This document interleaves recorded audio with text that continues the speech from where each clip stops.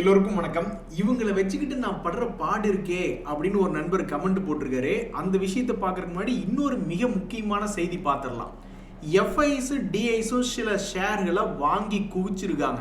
அது என்ன ஷேர்கள், அந்த ஷேர்களுடைய செய்தி என்ன அப்படின்றத இப்போ ஃபர்ஸ்ட் நம்ம முக்கியமான ஒரு விஷயமா பார்க்க போறோம். சமீபத்தில் இந்த பிஎஸ்சி அப்படின்ற ஷேர் ஒரு பெரிய கிராஷ் என்பது ஆயிருந்தது. ஒரு 3000 ரூபாய் பக்கத்தில் இருந்தது. திடீர்னு என்ன நினைச்சானா அவன் பாட்டுக்கு திடீர்னு ஒரு 2300 வரைக்கும் கீழே வந்து சரிவடைஞ்சிருச்சு. அதுக்கப்புறம் மறுபடியும் பிக்கப் ஆகி மேல் நோக்கி வந்திருக்கக்கூடிய இந்த பங்கு மறுபடியும் ஒரு 50 டேஸ் மூவிங் ஆவரேஜ் பக்கத்தில் லேஸாக கீழே விழுந்து ஒரு சென்டர் பாயிண்ட் அப்படின்றது வந்திருக்கு. இப்படி வந்திருக்கும் பொழுது இந்த பிஎஸ்சி லிமிடெட்னுடைய தகவல் என்ன வருது அப்படின்னு பார்த்தீங்கன்னா, எஃப்ஐஎஸ் வந்து தங்களுடைய ஹோல்டிங் பர்சன்டேஜை 16லிருந்து 17.25 மாற்றிருக்காங்க. டிஐஸ் வந்து 19.91 23.74% உயர்த்திருக்காங்க. ஸோ எஃப்ஐஎஸ் டிஐஸ் ரெண்டு பேருமே வாங்கி குவிச்சிருக்காங்க இந்த பிஎஸ்சி லிமிடெட் அப்படின்ற பங்க. யாருக்கும் இல்லாத நம்பிக்கை உங்களுக்கு எப்படி செல்லம் வந்தது அப்படின்ற மாதிரி டெக்னாலஜியை சார்ந்ததான் இந்த எம்ஃபாசிஸ் அப்படின்ற பங்கு. இந்த பங்கினுடைய சமீபத்தினுடைய பிரைஸ் மூவ்மெண்ட் என்பது அநியாயத்துக்கு திடீரென்று வீழ்ச்சி அடைந்து விட்டது. எல்லாமே டெக்னாலஜி அப்படின்ற ஒரு காரணத்தினால தான். இந்த பங்கினுடைய சமீபத்தினுடைய முதலீட்டாளர்கள் அப்படின்ற தகவல் பார்க்கும்போது எஃப்ஐஎஸ் வந்து 18.5லிருந்து 19.79 உயர்த்தியிருக்காங்க. டிஐஸ் வந்து பார்த்தீங்கன்னா 37லிருந்து 45% டிஐஸ் தங்களுடைய ஹோல்டிங் பர்சன்டேஜை உயர்த்தியிருக்காங்க.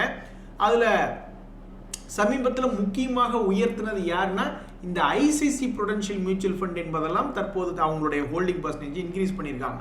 ஸோ நெட்டாக பார்க்கும்போது டிஐஸ் வந்து 45% இந்த எம்ஃபாசிஸ் ஷேர் அப்படின்றத வச்சிருக்காங்க.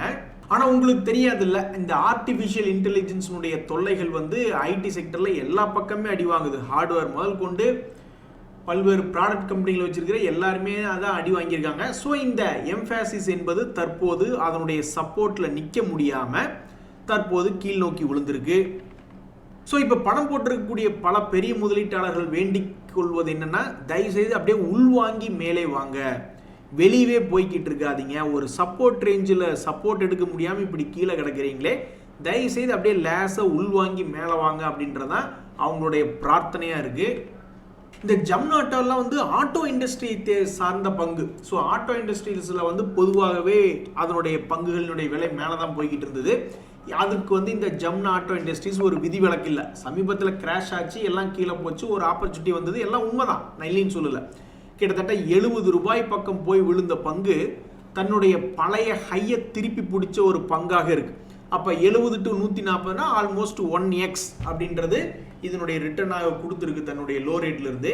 இப்படி இருக்கக்கூடிய நிலைமையில் இதில் முதலீட்டாளர்கள் எப்படி இன்க்ரீஸ் பண்ணியிருக்காங்கன்னா, எஃப்ஐஎஸ் வந்து முதல்ல ஒரு மாதிரி நம்பிக்கையெல்லாம் வித்துட்டு போயிட்டாங்க. 9% ஹோல்டிங் வச்சுருந்தாங்க. அப்புறம் கடைசியில் 2 வரைக்கும் போய் இப்போ மறுபடியும் 5க்கு வந்துட்டாங்க. டிஐஸுமே +8க்கு வந்துட்டாங்க. அடுத்தது என்ன ஒரு ஆச்சரியம்னா, பெரிய பெரிய முதலீட்டாளர்கள் திடீர்னு வாங்கி குதிக்க மாட்டாங்க. ஒரு லெவலில் வந்து அவங்களுடைய கன்சால்டேட்டடாக ஏதாவது பிளாக் டீல் அப்படின்றது எதை பண்ணாலுமே கொஞ்சம் லாங் டேர்மில் தான் பொறுமையாக அக்குமுலேட் பண்ணுவாங்க. இந்த ஆர்பிஎல் பேங்க்கில் என்ன ஒரு வித்தியாசமான செய்தி அப்படின்னு பார்த்தோம்னா, இந்த டிஐஸும் வந்து சரி, இந்த எஃப்ஐஸும் சரி, திடீர்னு தடாலடியாக தங்களுடைய ஹோல்டிங் பர்சன்டேஜை இன்க்ரீஸ் பண்ணியிருக்காங்க. ஒரே குவார்ட்டரில் டபக்குன்னு 15.49லேருந்து எஃப்ஐஸ் 21.91 டிஐஸ் வந்து 35 to 39 மாற்றிருக்காங்க. இந்த ஆர்பிஎல் பேங்க் அப்படின்ற பங்கு ரொம்பவுமே முக்கியமான கட்டத்தில் இருக்குது அந்த பங்கினுடைய விலை. ஏன்னா இந்த பங்கு பொதுவாகவே இதனுடைய சுபாவம் என்ன, நியூஸ் வருது வரல, பெரிய ஆள் உள்ள பணம் போட்டிருக்காங்க இல்லை அப்படின்ற ஒரு விஷயத்தை விடவும் பொதுவாகவே இந்த பங்கு ஒரு அலை மாதிரி தான் இவ்வளவு நாளைக்கு ட்ரேட் ஆயிருக்கு. அப்போ பொதுவாக ஒரு எல்கேஜி பசங்கள்லேருந்து ஆரம்பிச்சு என்ன சொல்லுவாங்க, என்னங்க இது ஒரு அலை மாதிரி போயிருக்கு, அப்போ இந்த அலை கீழே போயிடும் அப்படின்ற மாதிரிலாம் சில பேர் யோசிச்சு பார்ப்பாங்க. ஆனால் டெக்னிக்கலாக இருக்கிறவங்க சில பேர் என்ன பண்ணுவாங்க, மேபி பிரேக் அவுட் ஆச்சுன்னா அப்போ இதுலேருந்து மேலே போகுமா அப்படின்ற மாதிரி யோசிப்பாங்க. எப்படி பார்த்தாலும் ஒரு சென்டர் பாயிண்ட்டாக இருக்குது. இனி 6 மாதம் 1 வருஷம் கழித்து எடுத்து பார்க்கும் பொழுது இது எந்த சைடு பெருசாக மூவ்மெண்ட் ஆகிருக்கும் அப்படின்ற பொறுத்து இருந்தால் பார்க்கணும். இவன் மேலேருந்து கீழே விழுகிறதுல ஒன்றும் பெரிய டிஃப்ரென்ஸ் இல்லை. ஏன்னா 5 வருடமாகவே இதைத்தான் பண்ணிக்கிட்டு இருக்கான். ஆனால் இந்த இடத்துலேருந்து மேல் நோக்கி போனால் இவனுடைய வாழ்க்கையில் ஒரு சரித்திரம், அந்த சரித்திரத்துக்கு பின்னாடி இந்த நியூஸ் இருந்தது அப்படின்னு கூட நம்ம எடுத்துக்கலாம். பட் ஒரு வேளை சரித்திரம் இல்லைன்னா இப்போ அவன் எஃப்ஐஸ்க்கும் டிஐஸ்க்குமே கும்பா குட்டி தான். நண்பர்களே, இந்த எம்டார் டெக் எல்லாம் ஆல்ரெடி உச்சத்தில் தான் இருக்கு. ஸோ உச்சத்தில் இருக்கும்போது வந்து பெரும்பாலும் எஃப்ஐஎஸ்டிஐஸ் வாங்கி உச்சம் போச்சு அப்படின்ற அதுக்கு ஒரு தனி சிறப்பு. ஆனால் உச்சத்தில் இருக்கும்போது இந்த மாதிரி எஃப்ஐஎஸ்டிஐஸ்னுடைய ஹோல்டிங் பர்சன்டேஜ் இன்க்ரீஸ் ஆயிருக்கு அப்படின்ற பொழுது அவங்க வந்து ஏதாவது ஒரு பிரேக் அவுட் கான்செப்ட்லக்கு இது எடுத்திருக்காங்களா, என்ன பண்ணியிருக்காங்கன்றது நம்மளுக்கு தெரியாது. ஸோ தற்போதைக்கு எஃப்ஐஎஸ் வந்து தங்களுடைய ஹோல்டிங் பர்சன்டேஜ், இது ஒரு டிஃபென்ஸ் துறை பங்கு, 9%லேருந்து 12% ஆகும். டிஐஸ் வந்து 24லிருந்து 29.96% ஆகும். இந்த எம்டார் டெக்னாலஜிஸில் பண்ணியிருக்காங்க. எப்படி பார்த்தாலும் அவங்களுடைய ஹோல்டிங் பர்சன்டேஜ் இன்க்ரீஸ் பண்ணியிருக்கிறது என்பது ஒரு லோ லெவல்லாம் வரல. அது எங்கேயோ உச்சத்தில் இருக்கும்போது அவங்க பிரேக் அவுட் ஆனதுக்கப்புறம் அதனுடைய இன்ஃபர்மேஷன் என்பது வருது. ஸோ ஷேர் மார்க்கெட்டில் ரொம்ப கவனமாக கவனித்து பார்க்கக்கூடிய செய்திகளில் இந்த ஒரு 5 எக்ஸாம்பிள் ஷேர்ஸ் எஃப்ஐஎஸ்டிஐ சமீபத்தில் அவங்களுடைய பையிங் இன்க்ரீஸ் பண்ணி 5 ஷேர்கள் அப்படின்ற ஒரு விஷயத்தை பார்த்துக்கிட்டு இருந்தோம். இதில் பல்வேறு பங்குகளுடைய சிறப்புகள் என்னவா இருந்திருக்குன்னா, கீழே விழுந்ததுக்கு அப்புறம் ஏறி இருக்கான். பிஎஸ்சி ஆகட்டும், எம்ஃபேசிஸ் ஆகட்டும், ஜம்நாட் ஆகட்டும், ஆர்பிஎல் பேங்க், எம்டார் டெக்னு பல்வேறு பங்குகள் கீழிருந்து தன்னுடைய பழைய ஹையை எட்டி பிடிச்சிருக்கான். அதன் பிறகு சில பங்குகள் அந்த ஹையிலிருந்து லேசாக கீழே இறங்கியிருக்கு. ஒரு உதாரணத்துக்கு பிஎஸ்சி, எம்ஃபேசிஸ் போன்ற பங்குகள் இறங்கியிருக்கு. இனி அடுத்த கட்டமாக இது போன்ற பங்குகளினுடைய செய்திகள் என்ன ஆகும் அப்படின்றது பொறுத்து தான் பார்க்கணும். மேலோட்டமாக பார்த்தா பல மனைவிகள் வந்து ரொம்ப சந்தோஷமா சிரிச்சு பேசிக்கிட்டு இருக்கிற மாதிரி இருக்கும். அப்புறம் கடைசியில் பேச்சு கொடுத்தோம்னா ரொம்ப மனசு துக்ககரமாக இருக்கிற மாதிரி இருப்பாங்க. அது மாதிரி தான் பேரை பார்க்கறதுக்கு என்னமோ பரவாயில்லையே, நல்ல நல்ல பங்குகளை சில பேர் சேகரித்து வச்சுருப்பாங்களோ அப்படின்ற மாதிரி நம்ம மனசுக்கு தோணும். கடைசியில் அவங்க பேசும்போது தான் அடடா இப்படி ஒரு படாத பாடு பட்டுக்கிட்டு இருக்கீங்களா நீங்கள் அப்படின்ற மாதிரி ஆகும். ஸோ ஒரு நண்பர் வந்து முன்னணி பங்குகள், பல்வேறு முன்னணி பங்குகளெல்லாம் எடுத்து வச்சிருக்காரு. இருந்தாலும் எனக்கு இன்னும் லாபம் இல்லையே. நண்பர்களே, ஷேர் மார்க்கெட்டில் ரொம்ப பரபரப்பான ஷேர் அப்படின்னு சொல்லி எல்லாரும் பெரும்பாலும் பேசிக்கிறது ஏஞ்சல் ஒன் ஷேர். ஏன் அப்படின்னா, இந்த ஏஞ்சல் ஷேர் ஒன்னுடைய மூவ்மெண்ட் வந்து பெரிய அளவில் வால்டிலிட்டி, என்னப்பா இந்த அளவுக்கு ஏறி இறங்கியிருக்க அப்படின்ற மாதிரி ஒரு விஷயம். அந்த ஏற்ற இறக்கத்துக்குள்ளேயுமே மறுபடியும் இண்டிவிஜுவலாக ஒவ்வொரு நாளும் அது கீழே விழுந்து எந்திரிச்ச ஒரு ரேஞ்சை பார்த்தீங்கன்னா அது அதுக்குள்ள ஒரு சின்ன ஏற்ற இறக்கம் வால்டிலிட்டி என்பது இருக்கும். இப்படி ஒரு பரபரப்பான இந்த ஏஞ்சல் ஒன் பங்குல இன்னும் ஒரு பரபரப்பான செய்தி இதுக்கு முன்னாடி என்ன வந்திருந்ததுன்னா, ஸ்டாக் ஸ்பிளிட் அப்படின்ற அனௌன்ஸ்மெண்ட் வந்தது. அதனுடைய ரெக்கார்ட் டேட் என்பது என்ன தெரிவிச்சிருக்காங்க, வரக்கூடிய பிப்ரவரி 26. ஸோ சீக்கிரம் அந்த ரெக்கார்ட் டேட் அப்படின்றது வருது. வரக்கூடிய பிப்ரவரி 26 எங்களுடைய அந்த 1:10 அப்படின்ற ஸ்டாக் ஸ்பிளிட் வந்து எலிஜிபிலிட்டி டேட்டு அப்படின்ற மாதிரி அனௌன்ஸ்மெண்ட் பண்ணியிருக்காங்க. ஸோ இந்த ஏஞ்சல் ஒன் அப்படின்ற பங்கு தற்போது இப்போ கூட அது ஒரு இடத்துல நிற்கல. அதனுடைய மூவ்மெண்ட் என்பது ஹெவி வால்டிலிட்டியாக இருக்குது. ஆனால் சமீபத்தில் என்ன ஒரு காரணத்தினாலேயோ கடந்த 3 மாதங்களாக ஒரு சிறிய வால்டிலிட்டியாக தான் இருக்கும். அதனுடைய ஷேர் ட்ரேட் ப்ரைஸ் ரேஞ்ச் என்பது ரொம்ப சிறியதாக இருக்குது. இந்த ஸ்பிளிட்டினுடைய கம்ப்ளீஷன் டேஸை நோக்கி நெருங்கி வரும் பொழுது தன்னுடைய பழைய லோவோ பழைய ஹையோ வந்து தொட்டானாவே அது ஒரு மிகப்பெரிய விஷயம். மேலே வந்தாலும் 3300 வரணும். ஆல்மோஸ்ட் ஒரு ஷேருக்கு 800 ரூபா பக்கம் ஏற வேண்டியது இருக்குது. மேலே வர மாதிரி இருந்தால், கீழே போகிற மாதிரி இருந்தால் 2500 ரூபாயிலிருந்து 1700 அப்படின்னு போட்டோம்னா கீழே ஒரு 800 ரூபா அப்படின்றது தள்ளி இருக்கு. ஸோ ரொம்பவுமே பரபரப்பான ஒரு செய்தியும் இந்த ஏஞ்சல் ஒன் அப்படின்ற பங்குல இருக்கு. இது ஏற்கனவே பரபரப்பாகவும் இருக்கக்கூடிய ஒரு பங்கு. அடுத்த ஒரு 6 மாதம் டு 1 வருஷம் கழிச்சு எடுத்து பார்க்கும் பொழுது இவன் மேலே இருக்க 800 போய் முதல்ல தொட்டானா அல்லது கீழே இருக்கக்கூடிய 800 போய் தொட்டானா அப்படின்றத நம்ம பொறுத்திருந்து பார்க்கணும். பட் எனிவே ஸ்பிளிட் ஆனதுக்கப்புறம் பர்சன்டேஜ் பேசிஸில் தான் பார்க்கணும். ஏன்னா ஸ்டாக் ஸ்பிளிட் ஆனதுக்கப்புறம் ப்ரைஸ் அட்ஜஸ்ட்மெண்ட் என்பது சார்ட்டுகளில் நடந்துடும். ஸோ மேலே 35% ஏறினானா அல்லது கீழே 25% இறங்கினானா அப்படின்றதான் அடுத்த வரக்கூடிய சில மாதங்களில் ஒரு மிகப்பெரிய கேள்வியாக இந்த ஏஞ்சல் ஒன்ல இருக்கு. நண்பர்களே, நிறைய பேர் வந்து இந்த ஏஞ்சல் ஒன் ஷேர் மாதிரியே பயங்கர வால்டிலிட்டியாக இருக்கும், அந்த பங்குகள்லாம் எந்த மாதிரி இருக்கும் அப்படின்லாம் தேடிக்கிட்டு இருப்பாங்க. அதாவது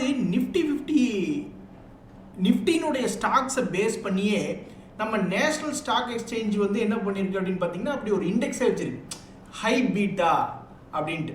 ஸோ ஸ்டாக் அதாவது இண்டெக்ஸினுடைய மூவ்மெண்ட் வந்து அது எந்த சைடாக இருந்துட்டு போகட்டும், அதுக்கு சேம் சைடாகவும் இருக்கலாம் அல்லது அது ஆப்போசிட் சைடாக இருக்கலாம், எப்படி வேணாலும் இருக்கலாம்.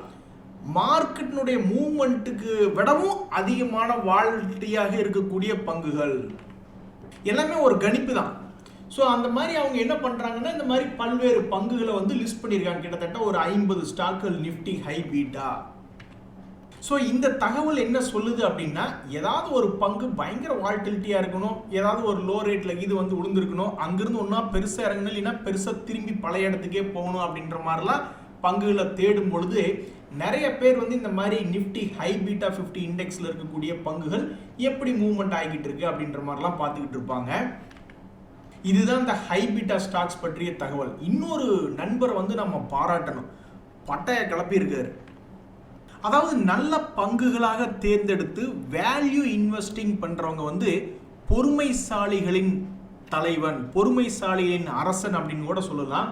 சுரேஷ் அவர்கள் வந்து என்ன சொல்றாருன்னா, கடந்த 5 வருடமாக வேல்யூ இன்வெஸ்டிங் முறையில், வேல்யூ இன்வெஸ்டிங்னா ஒரு உதாரணத்துக்கு வந்து சும்மா டக்குன்னு ஒரு எக்ஸாம்பிள் சொல்லணும்னு வச்சிங்களேன், ஒரு இண்டஸ்ட்ரி பிஇ வந்து ஒரு 50 இருக்குன்னு வச்சுங்க, ஆனால் அந்த ஸ்டாக்கினுடைய பிஇ வந்து ஒரு 20 ஆயிடுச்சு அல்லது 10 ஆயிடுச்சு அப்படின்ற மாதிரியான ஒரு சமயத்தில், அதே மாதிரி புக் வேல்யூ வந்து ஒரு 100 ரூபாய் இருக்கு, ஒரு 200 ரூபாய் இருந்த ஸ்டாக் பிரைஸ் வந்து புக் வேல்யூ, அதாவது அதனுடைய சொத்தினுடைய மதிப்பீடு, அந்த கம்பெனிகிட்ட இருக்கிறது ஒரு மிகப்பெரிய ஒரு சொத்து, அந்த சொத்தின்படியே ஒரு ஷேருக்கு 100 ரூபாய் கிட்ட கணக்கு வருது.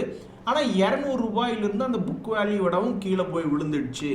அந்த மாதிரி எத்தனை டைப் ஆஃப் வேணாலும் வேல்யூ இன்வெஸ்டிங் கண்டுபிடிக்கலாம். இவர் எந்த வகையில் வேல்யூ இன்வெஸ்டிங் கண்டுபிடிச்சாருன்னு தெரியல நம்மளுக்கு. பட் வேல்யூ இன்வெஸ்டிங் மூலியமாக இவர் முதலீடு செஞ்சு கொண்டே வந்துட்டு இப்போ 55 லட்சமாக இவருடைய போர்ட்ஃபோலியோ சேர்த்திட்டார். சேர்த்துனதுக்கு அப்புறம் இது வந்து வாரன் பஃபெட்டையே மிஞ்சி விட்டார் அப்படின்னு தான் சொல்லணும். இவருடைய எஃபிஷியன்சி ரிட்டர்ன் பர்ஃபார்மன்ஸ் என்பது பார்க்கும்பொழுது XIR வந்து 28% இருக்கிறது. இதுல இன்னொரு மிக முக்கியமான ஒரு அம்சம் என்ன அப்படின்னு பாத்தீங்கன்னா, அவர் மல்டி அசெட் ஃபண்டாய், இதுக்கு முன்னாடி கூட ஒரு நண்பர் ஒருத்தர் கமெண்ட் போட்டிருந்தார் பாத்தீங்களா, நான் மல்டி அசெட் ஃபண்ட்ல தான் இன்வெஸ்ட்மெண்ட் பண்ணேன், எனக்கும் CAGR வந்து பெரிய லெவலில் இருந்துன்னு சொன்னார் பார்த்தீங்களா. அதே மாதிரி இவரும் மல்டி அசெட்டில் வந்து கோல்டு பீஸ் ஃபிக்ஸ்டு இன்ஸ்ட்ருமெண்ட்னு அதில் ஒரு 15% முதலீடு பண்ணிக்கிட்டே வந்திருக்காரு. ஸோ இவர் மாதம் தோறும் முதலீடு பண்ணிக்கிட்டே வந்திருக்காரு. அதாவது ஷேர் மார்க்கெட்டில் வந்து பணத்துக்கு மேலே பணம் போட்டு ஒரு ஜெயிக்கிறதுன்றது ஒரு மெத்தட். ஸோ தொடர்ந்து SIP மூலியமாகவோ அல்லது லம்சமாகவோ நிறைய பேர் தொடர்ந்து முதலீடு பண்ணும்பொழுது தான் டக்குன்னு லாபம் வர முடியும் அப்படின்ற மாதிரி இவரும் ஒவ்வொரு மாதமும் முதலீடு பண்ணிக்கிட்டே இருந்திருக்காரு. ஸோ இவர் ஸ்டார்ட் பண்ணி கொஞ்சம் தூரம் போயிருக்கக்கூடிய நேரத்தில் 10 கோடியை நோக்கி நான் போகக்கூடிய பயணம் தடையில்லாமல் தொடரும் அப்படின்ற மாதிரி போட்டிருக்காரு. உண்மையிலேயே பொறுமையில் வந்து சிகரமாக இருக்கிறவங்க கலக்கிட்டாங்க. 5 வருஷத்தினுடைய ரெக்கார்டில் இந்த அளவுக்கு சாதிச்சிருக்கிறவர் சீக்கிரமாக அந்த 10 கோடி அடைய வாழ்த்துக்கள். இன்னொரு நண்பருமே ஒரு தகவல் கேட்டிருக்காரு, இதுக்கு நிறைய நேரம் ஆகும், நான் வேணா ஒரு நாள் ஃப்ரீ டைம் கிடைக்கிறப்ப ட்ரை பண்ணுறேன். இவர் என்ன மாதிரி ஒரு தகவலை ஸ்டாக் மார்க்கெட்டில் தேடிக்கிட்டு இருக்காருன்னா, ஆல் டைம் ஹை அப்படின்ற இடத்துல இருந்து எத்தனை ஸ்டாக்ஸ் வந்து கீழே விழுந்துட்டு அப்புறம் எத்தனை ஸ்டாக்ஸ் ஆல் டைம் ஹைல இருந்து அப்புறம் அப்படியே பவுன்ஸ் பேக் ஆகி மேலே போயிருக்கான், அது அங்கிருந்தே பவுன்ஸ் பேக் ஆனாலும் சரி, ஆல் டைம் ஹைலேருந்து கீழே இறங்கிட்டு ஒரு முக்கியமான சப்போர்ட்லேருந்து பவுன்ஸ் பேக் ஆனாலும் சரி. ஸோ இதுக்குண்டான தகவலை வந்து எடுக்கிறது ரொம்ப சிரமம். ஸோ ஆனால் இந்த மாதிரி ஏறுவதும் இறங்குவதுமாக ரொம்ப வால்டிலிட்டியாக இருக்கக்கூடிய பங்குகளை வந்து எந்த புள்ளியிலிருந்து ஆரம்பிக்கணும் அப்படின்னு பார்த்தோம்னா, நம்ம ஏற்கனவே பேசின மாதிரி இந்த NSE எக்ஸ்சேஞ்சே வந்து ஹை பீட்டா ஸ்டாக்ஸ், மார்க்கெட்னுடைய மூவ்மெண்ட் வந்து கொஞ்சம் தான், ஆனால் அதுக்கு வந்து அதை விடவும் அதிகமான மூவ்மெண்ட் காட்டக்கூடிய பங்குகள் அப்படின்ற ஒரு சில ஹை பீட்டா ஸ்டாக்ஸ் அப்படின்றதெல்லாம் எடுத்து வச்சிருக்காங்க. ஸோ அதை ஒரு ஸ்டார்டிங் புள்ளியாக வச்சு ஆராய்ச்சி நீங்கள் செய்ய ஆரம்பிச்சிங்கன்னா கரெக்டாக வரும். மீன்வைல் எனக்கு இந்த மாதிரி எங்காவது ஒரு நியூஸ் கிடைக்கும் பொழுது நான் உங்களுக்கு எடுத்து வைக்கிறேன். இந்த பூனாவாலா ஃபின்கார் பற்றி என்னைக்காவது தகவல் வந்து ஏதாவது பார்த்தீங்கன்னா தெரியப்படுத்துங்கன்னு ஒரு நண்பர் கேட்டிருந்தாரு. அந்த பூனாவாலா ஃபின்கார்ப்பில் அவங்களுக்கு ஒரு பிஸ்னஸ் அப்டேட், நான் கன்வெர்ட்டிபிள் டிபென்ச்சர்ஸ் வந்து அலாட்மெண்ட் பண்ணியிருக்கோம் 1000 கோடிக்கு அப்படின்ற ஒரு தகவல் பார்த்துட்டு இருந்தா பெரிய ஒரு செய்தி தான்.